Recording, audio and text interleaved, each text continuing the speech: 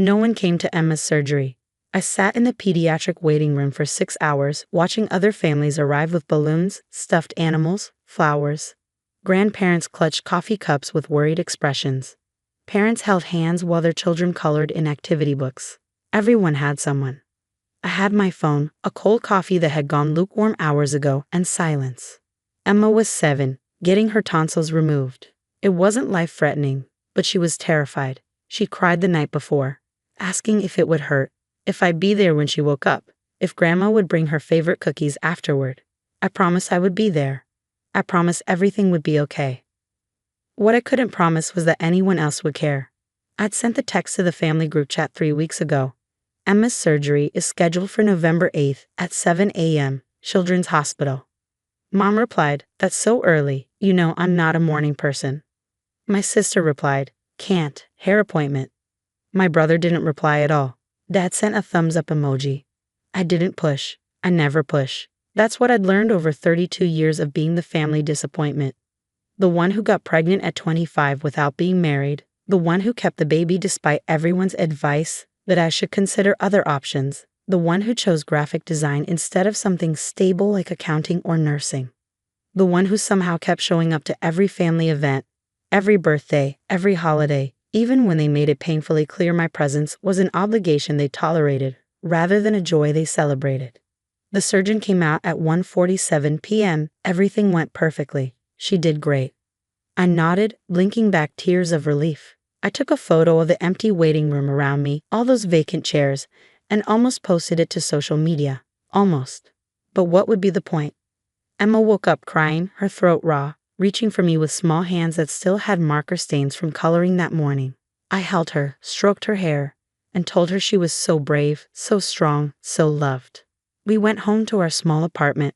I made her popsicles and put on her favorite movies. I slept on the floor next to her bed that night in case she needed me. My phone stayed silent. No calls. No texts asking how it went or if she was okay. Nothing. 3 days later, life returned to something resembling normal. Emma went back to school, her throat still a little sore but healing. I went back to work, taking on extra freelance projects to cover the medical bills my insurance didn't. The deductible was brutal, but I'd manage. I always managed. Then today happened.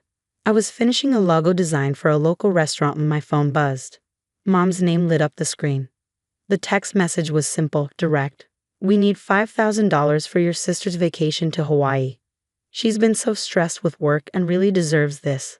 Can you Venmo by tonight? Flight leaves tomorrow." I stared at the message for a full minute. Not "How's Emma feeling?"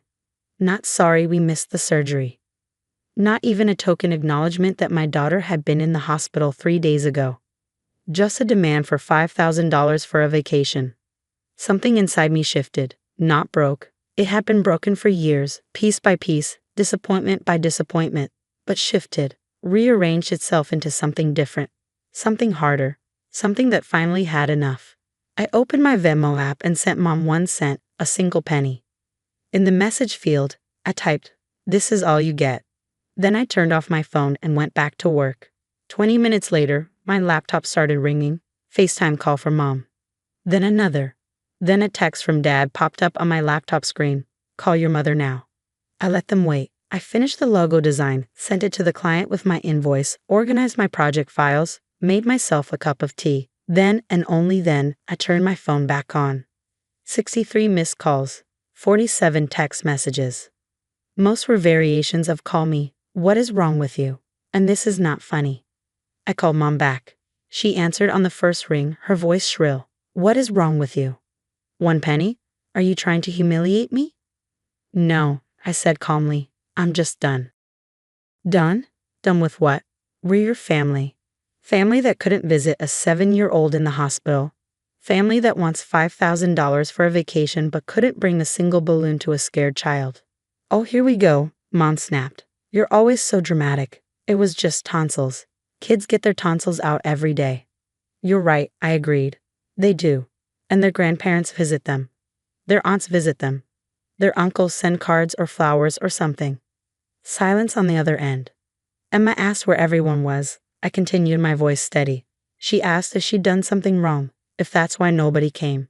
"We were busy." You wanted $5,000 for a vacation, but you were too busy to spend 30 minutes with your granddaughter. More silence. I need to tell you something, I said, and I need you to listen carefully. I heard Dad's voice in the background. Put her on speaker. Mom did. For the past 6 years, I began. Since Emma was born, I've been paying your mortgage. Complete silence. When Dad's business started failing, you called me crying. You said you'd lose the house. You said you had nowhere to go. So I took on extra work. A lot of extra work.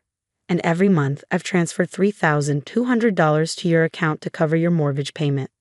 I heard Mom's sharp intake of breath. I've also been paying your car insurance, both cars. That's $340 a month. I've been covering Dad's medication copays because you said insurance wasn't covering enough. That's about $200 a month.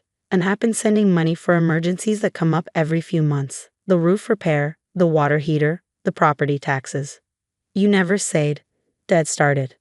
I never said anything because you never asked where the money came from. You just took it. For 6 years. I pulled up my banking app while they processed this.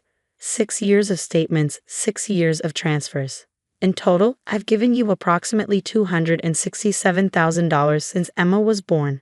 The number hung in the air like smoke. That's not possible, Mom whispered. You're a graphic designer. You work from home. I built a successful business, I interrupted. I work 70-hour weeks. I take on every project I can. I haven't bought new clothes in 2 years. I drive a car from 2009. Emma and I live in a 2-bedroom apartment because I can't afford anything bigger after supporting all of you.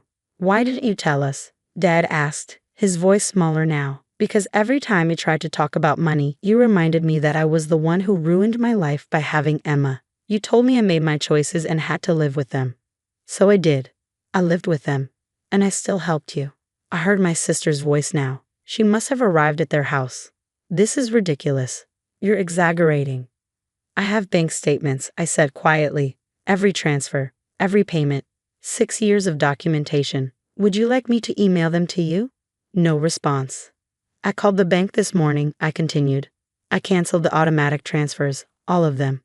The mortgage payment scheduled for the 1st of next month? Not happening. The car insurance payment? Canceled. Everything. You can't. Mom's voice cracked. We'll lose the house. Then I guess you'll understand how I felt sitting alone in the hospital, wondering if my daughter thought she wasn't worth anyone's time. That's not fair, my sister shouted. You're punishing us because we missed one thing. One thing? I laughed. Emma's first birthday. No one came. Her first day of kindergarten. No one took photos. Her dance recital. You weren't there. When she had the flu, and I asked for help. Dad said you weren't a delivery service. I was on a roll now, years of silence breaking open. Every school event, every milestone, every moment where she needed family, you were busy. But every time you needed money, my phone rang immediately. The line was silent except for someone crying. I think it was Mom. Here's what's going to happen, I said, my voice calm but firm. I'm done being the family I'm done being the one who shows up for everyone while being treated like an obligation. I'm done teaching my daughter that family means people who take everything and give nothing. So what? Dad said bitterly. You're just cutting us off? After everything we did for you growing up? Everything you did. I repeated slowly. You mean like paying for my college and holding it over my head for 15 years? Like giving me a place to live until I was 18, which is literally the legal requirement of being a parent? Like telling me I owed you for the sacrifice of raising me? No answer. I'm not cutting you off completely, I said. But you have 3 months to figure out your mortgage, refinance, sell, get another job. But I'm not paying it anymore. 3 months. Mom's voice was panicked. We can't possibly. I figured out how to raise a child alone while running a business and supporting all of you. You can figure this out. What about your sister's vacation? It was my sister's voice, smaller now. I almost laughed. Seriously? I already requested time off. Take a staycation. There are lots of free options when you're not expecting someone else to fund your life. More silence. I have one more condition, I added. If you want any kind of relationship with me or Emma going forward, you need to actually show up. Not just when you need something. Real showing up. Birthdays, holidays, random Tuesdays just because. Phone calls to check in. Visits that aren't transactional. You're being unreasonable, my sister started. Then I guess we're done here, I said. Goodbye. I hung up before anyone could respond. My hands were shaking, but underneath the fear, there was relief. The phone rang again. I declined the call. Text messages flooded in. I muted the conversation. Emma came home from school an hour later. Mom, I got an A on my spelling test. I pulled her into a hug. I'm so proud of you, baby. Can we celebrate with pizza? Absolutely. We ordered her favorite and ate on the floor while watching cartoons. She told me about her day. She didn't ask about my family. She'd stopped asking months ago. Later that night, I checked my phone. 112 messages. Most were angry. Some were desperate, pleading. One was from my brother. I didn't know you were paying for everything. That's not right. I'm sorry I wasn't there for Emma's surgery. I stared at that message for a long time. The next morning, I checked my savings account. Without the automatic transfers, I was keeping my own money. I could move us to a better neighborhood by spring. Emma could have her own bedroom. For the first time in 6 years, I could breathe. 3 days passed. The angry messages slowed. The desperate ones increased. Dad sent a message. Your mother is very upset. She's not eating. I replied, I hope she feels better soon. A week later, my brother showed up with Emma's favorite candy. Can I take her for ice cream? I want to apologize. I almost said no, but Emma was watching, hopeful. Okay, 1 hour. He brought her back in 45 minutes, laughing. She hugged him goodbye. That night, she said, Uncle didn't ask you for money today. Smart kid. 2 weeks after my phone call, Mom showed up. I opened the door to find her standing there, looking smaller than I remembered. Can we talk? I let her in but kept Emma's bedroom door closed. Mom sat on my couch and looked around the apartment. Really looked. At the secondhand furniture, the laptop on a card table, the cheap curtains, the reality of how I'd been living. I didn't know, she said finally. You didn't ask. You're right. She twisted her hands. We put the house up for sale yesterday. Found a smaller condo. The mortgage will be manageable. I nodded. Your sister canceled her vacation. Your brother showed her the bank statements. She's working overtime now. Good. Mom looked at me with tears in her eyes. I'm sorry we weren't there for Emma. I'm sorry we took you for granted. I'm sorry we made you feel like you weren't enough when you were giving us everything. I felt my throat tighten. I needed you to show up. Not just financially. Actually show up. I know. She wiped her eyes. Can I see her? Emma? I brought her a gift. Not expensive, she added quickly. Just something I made. It was a knitted scarf, purple and yellow, Emma's favorite colors. I called Emma out. She was shy at first, unsure. But when Mom knelt down and said, I'm sorry I missed your surgery, sweetheart. That was wrong of Grandma. Can you forgive me? Emma's face softened. They sat together on the couch, Mom teaching her a simple knitting stitch with spare yarn she brought. I watched from the kitchen, guarded but hopeful. Things weren't perfect. Dad still struggled with the concept that I didn't owe them continued support. My sister still occasionally made comments about how I overreacted, but my brother visited twice a week now. Mom called to check in, not to ask for money. Small changes, real changes. Emma's 8th birthday came 3 months later. I planned a small party at a local park. Everyone showed up. Mom brought a homemade cake. Dad organized games. My brother brought a thoughtful gift he actually chosen himself. My sister even showed up on time. Emma blew out her candles surrounded by family who were finally present. That night, as I tucked her in, she said, This was the best birthday ever. I'm glad, baby. Everyone came, she said, her voice full of wonder. Everyone actually came. I kissed her forehead. That's how it should always be. As I closed her door, my phone buzzed, a text from Mom. Thank you for not giving up on us.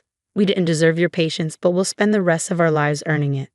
I didn't respond immediately. Instead, I opened my banking app and looked at my savings account. For the first time in 6 years, it was growing instead of draining. I could breathe. We could breathe. And for the first time in a long time, family felt like it meant something real.